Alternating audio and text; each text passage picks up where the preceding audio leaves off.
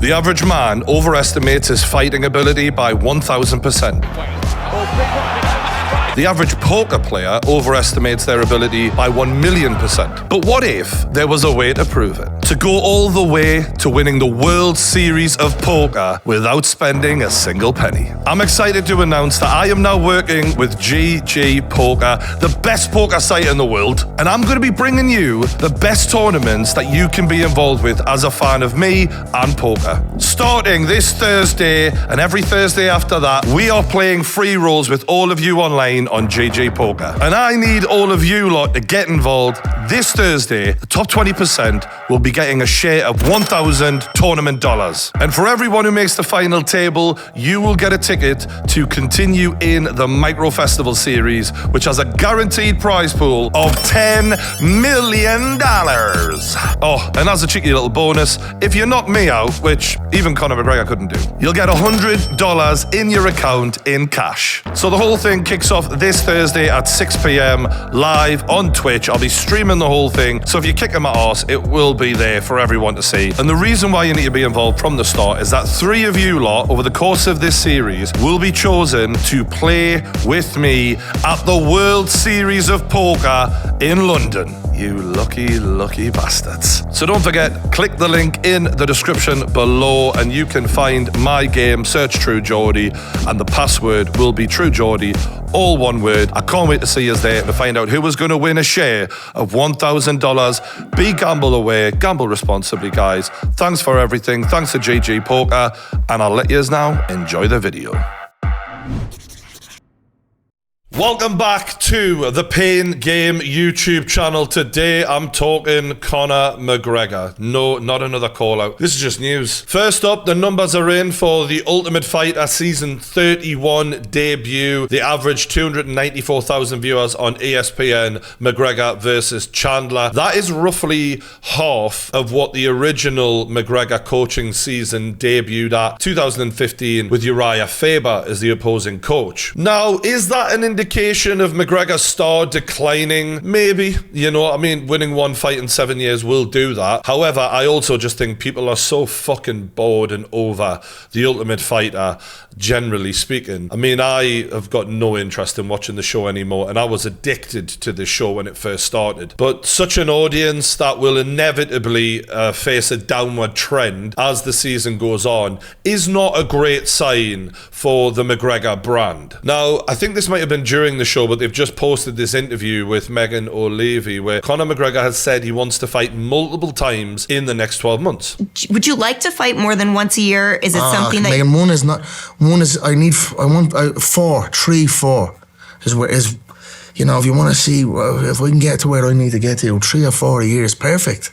Let's be real, he's right. The only way you can be at the top of the game is to fight multiple times a year. Look at Israel Adesanya. That is how you peak and maintain your best version of yourself. The reality is, I don't think there's a single person out there who thinks that that is actually possible for Conor McGregor when we're talking since 2016-15, since he actually pulled that off. It's been very stagnant since then. However, Dana White has thrown everything we thought about this show into jeopardy, because the whole point of Conor McGregor, Michael Chandler being coaches of the Ultimate Fighter was that they would fight at the end. Remember this? Team McGregor versus Team Chandler. This season premieres Tuesday, May 30th and runs through Tuesday, August 15th on ESPN, the network, and ESPN+. Then, at the end of the season, McGregor and Chandler will fight live on ESPN+ pay-per-view. So that announcement was made on February the 4th, 2023 this year. So at that point, what we're looking at like 18 months or something since the McGregor leg break. They've got all of the information they need about whether he can fight, when he'll be able to fight. They would not have made that announcement without knowing he was going to be able to compete. And we've already seen in interviews, the ones that I critiqued, where he has said, I'm going to be fighting end of the year against Michael Chandler. And let's be real, the UFC do not put all of the marketing dollars into putting these two coaches together, paying them all that money, putting the show on ESPN, hyping up a rivalry, and what would look like, from that announcement, 10 months of build-up and hype before the fight. You don't go through all that effort if these two guys aren't then going to get in the cage. That's the whole fucking point of the show. Well, Dana White has confused everyone and come out and said this. The one thing that you guys have to understand is this kid has so much money. It's like Habib now. It's like these guys got shitloads of money, and it's hard to, it's hard to reel these guys back in and get them fired up to get in a fight. Completely 180 there from Dana White. Now, make no mistake, some of you might be thinking, oh, it's just Dana White being cautious. Bollocks. I'm sorry, but Dana White's job is to hype a fight up. When Dana White has a big fight booked, he can't shut up about it. He's so proud because that's his job, to make good fights and to sell them to you lot. So for him to put together this whole TV show and to then turn around when the TV show is in its second episode of the series and go, it's just hard to get him back in, he's just got so much money. That is not how Conor McGregor has been talking at all. In every interview, in everything he's saying, he is desperate, from everything we're hearing, to get back in that cage and fight. So why would Dana White be claiming that it's hard to get him back when we've seen how desperate Conor is to come back? And you've built a whole TV show around this fight that you're promoting at the end of the year. Nothing about this adds up. It screams of a promoter who's trying to not tell you the truth. There is no reason that we know that this fight should not take place. So why would Dana White not want us to know why this fight may or may not happen? And he's gone with the easiest possible excuse of Conor McGregor's got so much money. Yeah, we fucking know, pal. But he's also got an ego the size of Texas and wants everyone to be clapping and applauding him as he's on top of the cage celebrating a win. And I'm not having a go with him. It could be that the leg isn't healing as well as we thought. It could be that McGregor is in negotiations with the UFC and asking for more money.